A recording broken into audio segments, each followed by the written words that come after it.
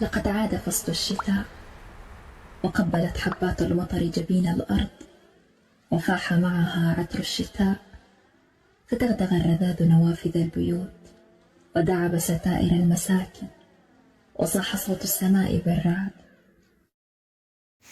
بسم الله والصلاة والسلام على رسول الله. فيديو جديد، رجعت الشتوية ولله الحمد. نهاير السبت هذايا بارد بارد بارد برد ومطر وما شاء الله بشائر كبيرة. إن شاء الله يا ربي تنفعنا وتبارك لنا يا ربي فيها مطر هذايا. فما برشا أماكن زايدة في تونس هبط زايدة فيها ثلج. اللهم صيبا نافعا يا ربي. كالعادة بما أنه سبت والبنات قاعدين في الدار ما يقراوش نهار السبت، عملنا فطير هكا دافي، عملنا مسفوف. المسفوف في تونس هو الكسكسي، بعد ما يتفور نعملوا له تمر والا رمان. توا رمان وقته وفاء، نعملوا له تمر، زبيب، فاكهة، كل قدير وقدره. فما شكون حتى يعمل له زيت وسكر كهو ولا زبدة، كما قلت لكم كل قدير وقدره. كله طاقة وحيوية باش ينشطنا في نهاير البارد هذايا. وحتى كان باتلكم وحبيتم من غدويك تاكلوه، تنجموا تزيدوا تبثبثوه بشوية زهر. الأكثرية بالزهر يجيكم ياسر بنين وفاوح، وتعاودوا تجمروه يرجع لكم بنين. تنجموا تزيدوا زيادة شوية زبدة وتزينوا كما تحبوا انتوما، وتاكلوا وصحة وبشفاء.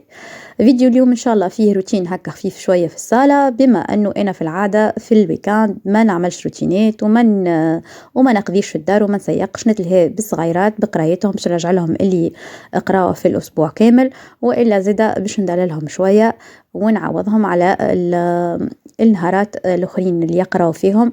وبرشا ضغط وبرشا حتى الماكلة، يعني ساعات نهزلهم بالبيت، معناها هكا نعمل لهم حاجات فرشكة في الفطور حاجة وفي العشاء حاجة، وذا الكل يخو وقت. فما نخلطش نعمل برشا تنظيف للدار، وخاصة نهوي عليهم وباش ما يمرضوليش.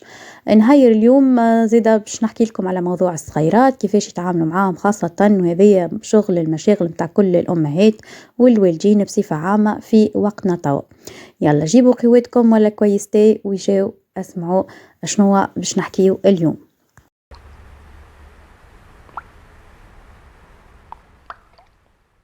حبيت في موضوع اليوم حبيت نحكي على الصغيرات. كيما تعرفوا توا جيل ما شاء الله برشا ناس تحتار وتقولك شنية باش نعمل مع ولدي، صغاري الكل ما يسمعوش الكلام، وإلا أغلبية الصغار ما عادش كيما قبل احنا كنا نتعامل مع والدينا ان توا يناقشك وبرشا حاجات. هذه راجع لبرشا اشياء، منها من الحاجات اللي موجودة في مجتمعنا توا السوشيال ميديا والتواصل والتلفزة وبرشا حاجات أخرين، وبرشا عينين محلولة ولات بالصغار. لكن ديما الأصل يقعد أنتي الأم والأب والوالدين هما الأصل، لأنه الحاجات اللي تربيها في الصغر تقعد عند الصغير. إذا أنتي تكونوا من الأول على نشأة صحيحة بإذن الله لباس. وإذا حاجة أخرى ذيك حاجة كاتبة من عند رب العالمين، إنك لا تهدي من أحببت وإن الله يهدي من يشاء. ما نيش نفرض عليهم حاجات بالسيف، لكن باش نحاولوا نهزوهم للطريق الصحيح، يعني باش نوريوهم الطريق. من الحاجات اللي يغلطوا فيها الوالدين هي الدليل المفرط، معناها كل حاجة صغير يحب عليها يحصل عليها من غير تعب ومن غير حتى شيء، وإلا يشد صحيح في حاجة أنت تلبيها له. قبل ما كانش هذا يصير، وكانوا ما عندناش برشا طلبات، وحتى والدينا ما كانوش يحققون كل طلباتنا، لكن الحمد لله طلعنا لباس ونفسيتنا بخير، ماناش ناقصين حاجة. ساعات الوالدين يقول لك كما نقولوا احنا فاقد الشيء هو اللي يحس به، ومش فاقد الشيء لا يعطيه، لا العكس يصير. فاقد الشيء هو اللي يحس بالإنسان الآخر ويحب يعطيه، يقول أنا تحرمت مك الحاجة قبل، نحب صغاري ما يتحرموش منها. راي مش ديما القاعدة هذه صحيحة. راه الصغير كي حاجة ما يحصلش عليها راه مش بالضرورة باش يحس بحاجة غريبة وإلا باش ينقص من نفسيته، لا. فسر له فهمه علاش انت ما تنجمش تشري له الحاجة هذيك، ولا علاش ما تشريهالوش. وقت يفسر له بالمنطق وبالإجابة الصحيحة، وتكون أنت مقتنعة وأنت تعرف كيفاش تحكي معاه، راهو يقتنع على الصغير. أما كل حاجة هو يقول اشري لي نشريها له، عمل لي نعملها له، لا، تولي هكاك هو يحكم فيك ما عادش انتي تحكم فيه. لانه وفما حاجه اخرى، راهو ما فماش حاجه اسمها فتره مراهقه، هذه راهي مش موجوده. الصحابه قبل كانوا مثل 13 سنه و14 سنه يكون في حلبات الحرب. تقول لي الوقت مش كيف كيف، لا، انا ما قلتلكش هز ولدك سيده يحارب، لا لا، لكن سبحان الله لازم تعودوا المسؤوليه من الصغرى.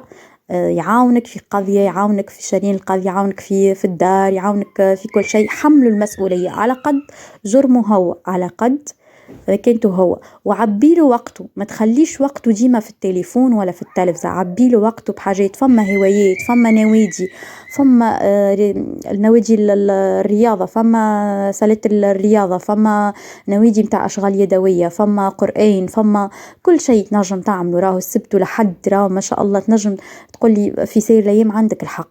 ووقت للقراية، معناها ما تفرغوش كان هو ضاغط ضاغط ضاغط، وما تقالوش للحاجات الأخرى.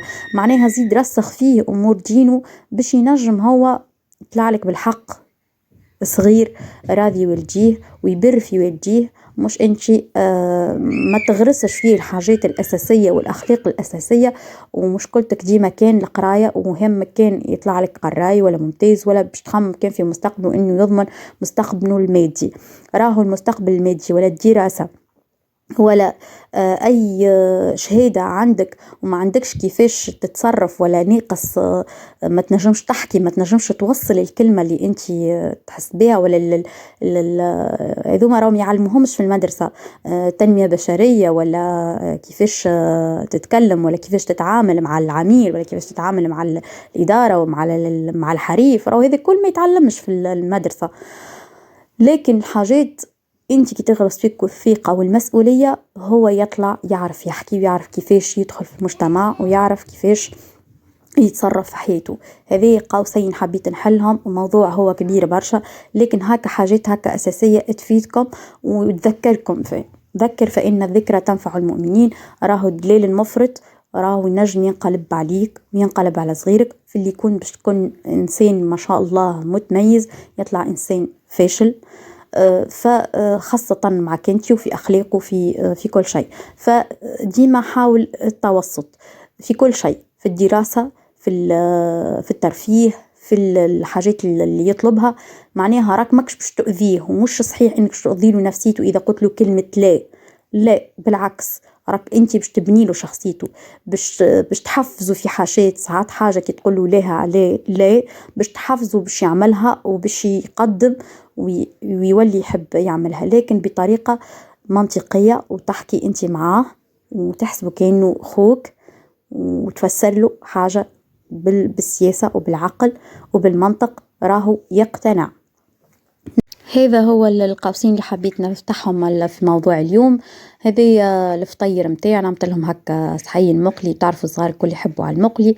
ومره بعد قداش ما انه زيت مش متوفر ديما هكا، مره بعد قداش نعمل لهم هكا فطير مزيان ليهم هما باش هكا حاجة شيوة كما يحبوها. والبطاطا تعرفوا مش ديما نحبها ياسر ياسر خاطرها مهيش صحية. نوصلوا هنا لآخر الفيديو، إن شاء الله كنت خفيف الظل عليكم. ما تنسيوش تفعلوا الجرس وتشتركوا في القناة إذا عجبكم الفيديو، وخليكم على خير، وإن شاء الله ديما دافين يا ربي، واستحفظوا على ريحكم، وبسلامة.